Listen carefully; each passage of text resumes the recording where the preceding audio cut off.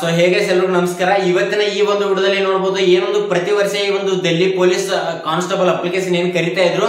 Okay, 2025ರಲ್ಲಿ ಕೂಡ ಈ ಒಂದು ಡೆಲ್ಲಿ ಪೊಲೀಸ್ ಕಾನ್ಸ್ಟೇಬಲ್ ಅಲ್ಲಿ ಟೋಟಲ್ ಆಗಿ ಬಂದ್ಬಿಟ್ಟು ನೋಡಬಹುದು 7565 ಒಂದು ಭರ್ಜರಿ ಇರುವಂತ ವೇಕೆನ್ಸಿನ ಕಾಲ್ಫಾರ್ಮ್ ಮಾಡಿದ್ದಾರೆ ಸ್ನೇಹಿತರೆ. ಓಕೆ, ಯಾರೆಲ್ಲ ವಿದ್ಯಾರ್ಥಿಗಳು ಬಂದ್ಬಿಟ್ಟು ಈ ಒಂದು ಡೆಲ್ಲಿ ಪೊಲೀಸ್ ಅಪ್ಲಿಕೇಶನ್ ಹಾಕ್ಬೇಕು ಅಂತ ಅನ್ಕೊಂಡಿದ್ದಾರೆ. ಓಕೆ, ಅಪ್ಲಿಕೇಶನ್ ಕೂಡ ಸ್ಟಾರ್ಟ್ ಆಗಿದೆ ಆಲ್ರೆಡಿ. ಇದಕ್ಕೆ ಮೇಲ್ ಅಂಡ್ ಫಿಮೇಲ್ ಇಬ್ರು ಕೂಡ ಅಪ್ಲಿಕೇಶನ್ ಹಾಕಬಹುದು. ಮತ್ತೆ ಅಪ್ಲಿಕೇಶನ್ ಗೆ ಯಾವ ರೀತಿ ಒಂದು ಪ್ರೊಸೀಜರ್ ಇದೆ, ಓಕೆ, ಪ್ರತಿಯೊಂದು ಕಂಪ್ಲೀಟ್ ಆಗಿರೋ ಇನ್ಫಾರ್ಮೇಶನ್ ಇನ್ ಡೀಟೇಲ್ ಆಗಿ ತಿಳಿಸ್ಕೊಡ್ತಾ ಹೋಗ್ತೀನಿ. ಯಾರು ಕೂಡ ವಿಡಿಯೋನ ಸ್ಕಿಪ್ ಮಾಡಕ್ ಹೋಗಬೇಡಿ, ವಿಡಿಯೋನ ಕೊನೆವರೆಗೂ ನೋಡಿ.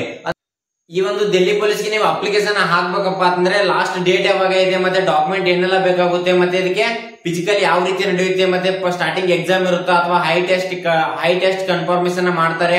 ಸೊ ಪ್ರತಿಯೊಂದು ಕೂಡ ಇನ್ ಡೀಟೇಲ್ ಆಗಿ ತಿಳಿಸ್ಕೊಡ್ತಾ ಹೋಗ್ತೀನಿ. ಹಾಗೆ ಪ್ರತಿಯೊಬ್ರು ಕೂಡ ಎಲ್ಲ ವಿಡಿಯೋ ನೋಡ್ತಾ ಇದ್ರೆ ಪ್ರತಿಯೊಂದು ತಪ್ಪದೇ ಚಾನಲ್ ನ ಸಬ್ಸ್ಕ್ರೈಬ್ ಮಾಡ್ಕೊಳ್ಳಿ. ಮುಂದೆ ಬರುವಂತ ಯಾವುದೇ ಸ್ಟೇಟ್ ಗೌರ್ಮೆಂಟ್ ಆಗಿರ್ಬೋದು, ಸೆಂಟ್ರಲ್ ಗೌರ್ಮೆಂಟ್ ಆಗಿರ್ಬೋದು, ಜಾಬ್ ಅಪ್ಡೇಟ್, ರಿಸಲ್ಟ್, ಪ್ರತಿಯೊಂದು ಅಪ್ಡೇಟ್ ಬಂದ್ರು ಕೂಡ ನನ್ನ ಒಂದು ಯೂಟ್ಯೂಬ್ ಚಾನಲ್ ಅಲ್ಲಿ ಪ್ರತಿದಿನ ಅಪ್ಡೇಟ್ ಕೊಡ್ತಾ ಇರ್ತೀನಿ. ಅದರಿಂದ ಪ್ರತಿಯೊಬ್ಬರು ಸಬ್ಸ್ಕ್ರೈಬ್ ಮಾಡ್ಕೊಳ್ಳಿ. ಹಾಗೆ ವಿಡಿಯೋನ ನೋಡಿದ್ಮೇಲೆ ನಿಮ್ಮ ಸ್ನೇಹಿತರಿಗೆಲ್ಲ ಶೇರ್ ಮಾಡಿ, ಅವರು ಕೂಡ ಹೆಲ್ಪ್ ಆಗ್ಲಿ. ಓಕೆ, ಈ ಒಂದು ಡೆಲ್ಲಿ ಪೊಲೀಸ್ ನೋಡಬಹುದು 2025ರಲ್ಲಿ ಟೋಟಲ್ ಆಗಿ 7565 ಒಂದು ಭರ್ಜರಿ ಅಂತ ವೇಕೆನ್ಸಿ ಕೂಡ ಕಾಲ್ಫಾರ್ಮ್ ಮಾಡಿದ್ದಾರೆ. ಓಕೆ, ಈ ಒಂದು ಪೋಸ್ಟ್ ಗೆ ಮೇಲ್ ಅಂಡ್ ಫಿಮೇಲ್ ಇಬ್ರು ಕೂಡ ಅಪ್ಲಿಕೇಶನ್ ಹಾಕಬಹುದು. ಅಪ್ಲಿಕೇಶನ್ ನೋಡಬಹುದು ಆಲ್ರೆಡಿ ಸೆಪ್ಟೆಂಬರ್ 22ನೇ ತಾರೀಕು ಕೂಡ ಸ್ಟಾರ್ಟ್ ಆಗಿದೆ.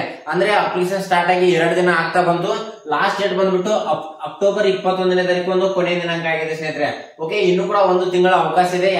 ಯಾರೆಲ್ಲ ಈ ಒಂದು ಡೆಲ್ಲಿ ಪೊಲೀಸ್ ಅಪ್ಲಿಕೇಶನ್ ಹಾಕ್ಬೇಕು ಅಂತ ಅನ್ಕೊಂಡಿದ್ರ, ಸೊ ಪ್ರತಿಯೊಬ್ರು ಕೂಡ ಆದಷ್ಟು ಬೇಗ ಅಪ್ಲಿಕೇಶನ್ ಹಾಕಕ್ಕೆ ಟ್ರೈ ಮಾಡಿ.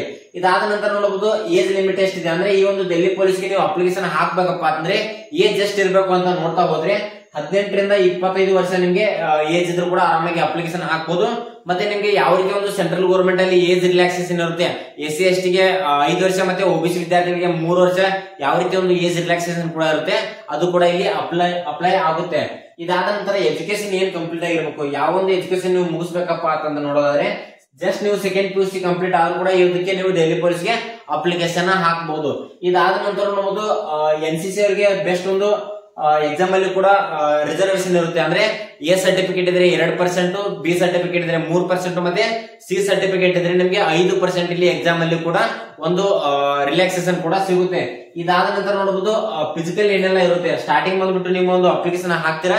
ಅಪ್ಲಿಕೇಶನ್ ಹಾಕಿದ್ಮೇಲೆ 2ರಿಂದ 2.5 ತಿಂಗಳು ಆದ್ಮೇಲೆ ನಿಮ್ಮ ಒಂದು ಫಸ್ಟ್ ಬಂದ್ಬಿಟ್ಟು ನಿಮ್ಮ ಒಂದು CBT ಮುಖಾಂತರ ಎಕ್ಸಾಮ್ ನಡೆಸ್ತಾರೆ. ಅಂದ್ರೆ ಕಂಪ್ಯೂಟರ್ ಬೇಸ್ಡ್ ಎಕ್ಸಾಮಿನೇಷನ್ ಕಂಡಕ್ಟ್ ಮಾಡ್ತಾರೆ. ಆ ಒಂದು ಎಕ್ಸಾಮ್ ಅಲ್ಲಿ ಯಾರೆಲ್ಲ ಕ್ವಾಲಿಫೈಯಿಂಗ್ ಮಾರ್ಕ್ಸ್ ನೀವು ಅಂಕಗಳನ್ನ ಪಡೆದಿರ್ತೀರ, ಅದಕ್ಕೆ ತಕ್ಕಂತೆ ನಿಮ್ದು ಒಂದು ಫಿಸಿಕಲ್ ಮೆರಿಟ್ ಲಿಸ್ಟ್ ಕೂಡ ಅನೌನ್ಸ್ಮೆಂಟ್ ಮಾಡ್ತಾರೆ. ಓಕೆ, ಈ ಒಂದು ಫಿಸಿಕಲ್ ಅಲ್ಲಿ ಏನೆಲ್ಲ ಇರುತ್ತೆ ಅಂತ ನೋಡ್ತಾ ಹೋದ್ರೆ ಫಸ್ಟ್ ಬಂದ್ಬಿಟ್ಟು ಮೇಲ್ ಕ್ಯಾಂಡಿಡೇಟ್ ಗೆ ಬಂದ್ಬಿಟ್ಟು ಫಿಸಿಕಲ್ 1600 ಮೀಟರ್ ನಿಮ್ಗೆ ರನ್ನಿಂಗ್ ಇರುತ್ತೆ. ಟೈಮಿಂಗ್ ಬಂದ್ಬಿಟ್ಟು 6 ನಿಮಿಷ ನಿಮ್ಗೆ ಟೈಮಿಂಗ್ ನ ಕೊಡ್ತಾರೆ ಸ್ನೇಹಿತರೆ. ಇದಾದ ನಂತರ ನೋಡಬಹುದು ನೆಕ್ಸ್ಟ್ ಬಂದ್ಬಿಟ್ಟು ನಿಮ್ಗೆ ರನ್ನಿಂಗ್ ಇರುತ್ತೆ 16 ಮೀಟರ್. ಆಮೇಲೆ ನೋಡಬಹುದು 14 ಫೀಟ್ ನಿಮ್ಗೆ ಲಾಂಗ್ ಜಂಪ್ ಇರುತ್ತೆ. ಮತ್ತೆ ಹೈಟ್ ಬಂದ್ಬಿಟ್ಟು ಮೇಲ್ ಕ್ಯಾಂಡಿಡೇಟ್ ಗೆ 170 ಸೆಂಟಿಮೀಟರ್ ನಿಮ್ಗೆ ಹೈಟ್ ಕೂಡ ಬೇಕಾಗುತ್ತೆ. 170 ಸೆಂಟಿಮೀಟರ್ ಕಂಪಲ್ಸರಿ ಹೈಟ್ ಇರಲೇಬೇಕು. ಲಾಂಗ್ ಜಂಪ್ ನೋಡಬಹುದು 14 ಫೀಟ್ ನಿಮ್ಗೆ ಲಾಂಗ್ ಜಂಪ್ ಇರುತ್ತೆ. ಮತ್ತೆ ನಿಮ್ಗೆ ಹೈ ಜಂಪ್ ಬಂದ್ಬಿಟ್ಟು ನೋಡಬಹುದು 3.9 ಫೀಟ್ ಒಂದು ಹೈ ಜಂಪ್ ಕೂಡ ಇರುತ್ತೆ. ಆಮೇಲೆ ಚೆಸ್ಟ್ ಬಂದ್ಬಿಟ್ಟು ಮೇಲ್ ಕ್ಯಾಂಡಿಡೇಟ್ ಗೆ ನಾರ್ಮಲ್ 80 ಇರಬೇಕು. ಮತ್ತೆ ಎಕ್ಸ್ಪಾಂಡ್ ಮಾಡಿದಾಗ 85 ಸೆಂಟಿಮೀಟರ್ ನಿಮ್ಗೆ ಚೆಸ್ಟ್ ಆಗ್ಬೇಕು ಸ್ನೇಹಿತರೆ. ಇಷ್ಟೆಲ್ಲ ಮೇಲ್ ಕ್ಯಾಂಡಿಡೇಟ್ ಗೆ ಇರುತ್ತೆ. ಆಮೇಲೆ ಫಿಮೇಲ್ ಕ್ಯಾಂಡಿಡೇಟ್ ಗೆ ಏನೆಲ್ಲ ಇರುತ್ತೆ ಅಂತ ನೋಡ್ತಾ ಹೋದ್ರೆ ಇಲ್ಲಿ 1600 ಮೀಟರ್ ರನ್ನಿಂಗ್ ಇರುತ್ತೆ. ಟೈಮಿಂಗ್ ಬಂದ್ಬಿಟ್ಟು 8 ನಿಮಿಷ ಇರುತ್ತೆ. ಮೇಲ್ ಕ್ಯಾಂಡಿಡೇಟ್ ಗೆ 6 ನಿಮಿಷ ಇರುತ್ತೆ. ಫಿಮೇಲ್ ಕ್ಯಾಂಡಿಡೇಟ್ ಗೆ ಇಲ್ಲಿ 8 ನಿಮಿಷ ಒಂದು ರನ್ನಿಂಗ್ ಗೆ ಟೈಮಿಂಗ್ ನ ಕೊಡ್ತಾರೆ. ಮತ್ತೆ ಇಲ್ಲಿ ಅವ್ರಿಗೆ ಲಾಂಗ್ ಜಂಪ್ ಇರುತ್ತೆ. ಎಷ್ಟಿರುತ್ತೆ ಅಂತ ನೋಡೋದಾದ್ರೆ 10 ಫೀಟ್ ಇಲ್ಲಿ ಲಾಂಗ್ ಜಂಪ್ ಇರುತ್ತೆ. ಅಂದ್ರೆ ಮೇಲ್ ಕ್ಯಾಂಡಿಡೇಟ್ ಗೆ ಇಲ್ಲಿ 13 ಫೀಟ್ ಇರುತ್ತೆ. 14 ಫೀಟ್ ಮೇಲ್ ಕ್ಯಾಂಡಿಡೇಟ್ ಇರುತ್ತೆ. ಇಲ್ಲಿ ಫಿಮೇಲ್ ಕ್ಯಾಂಡಿಡೇಟ್ ಗೆ 10 ಫೀಟ್ ಲಾಂಗ್ ಜಂಪ್ ಇರುತ್ತೆ. ಅದಾದ ನಂತರ ಹೈ ಜಂಪ್ ಬಂದ್ಬಿಟ್ಟು ಇಲ್ಲಿ 3 ಫೀಟ್ ಇರುತ್ತೆ. ಇನ್ನು ಹೈಟ್ ವಿಷಯಕ್ಕೆ ಬಂದ್ರೆ 157 ಅಂದ್ರೆ ಹೈಟ್ ಇರುತ್ತೆ. ಅಂದ್ರೆ ಫಿಮೇಲ್ ಕ್ಯಾಂಡಿಡೇಟ್ ಗೆ 157 ಹೈಟ್ ಕೂಡ ಇರುತ್ತೆ.